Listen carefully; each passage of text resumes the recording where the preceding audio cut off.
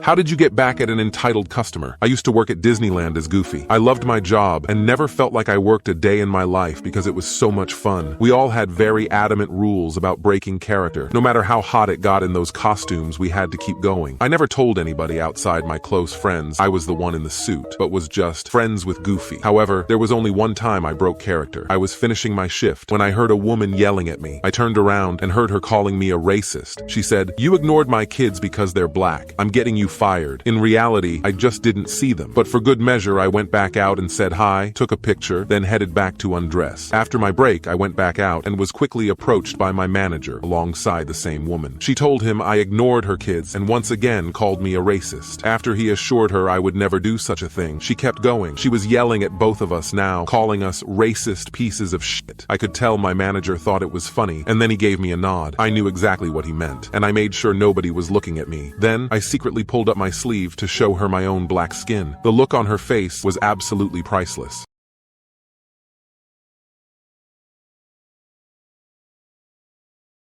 Lawyers, what's the dumbest thing you've seen in court? I represented a woman who had just lost her license due to a speeding ticket. She came to me devastated since she couldn't drive anymore and couldn't take her mom to the hospital to get treatment. She told me she was going 30 miles per hour in a 30 zone when they pulled her over, but the officer claimed she was going 50. I thought it was odd, but I rolled with it. On the day of the trial, I asked the officer why he pulled my client over. I saw her speed past me going 50 in a 30 zone. We all watched the dash cam footage, and you could clearly see her not speeding. The officer persisted, however, saying he had to speed up to 40 just to catch up to her. This confused me even more, so I asked him one more time to be sure. "So you're saying she was going 50 in a 30, and you had to go 40 to catch up? There's no doubt in your mind that's exactly what happened." "Yes, I am absolutely positive that's what happened." As soon as he said this, I knew I had him. My client and I smirked at each other, and I looked up at the judge and said, "Your Honor, this officer is either lying or hallucinating. In order to catch up to something, you have to go faster than it. If my client was truly going 50, he would never have caught up going 40.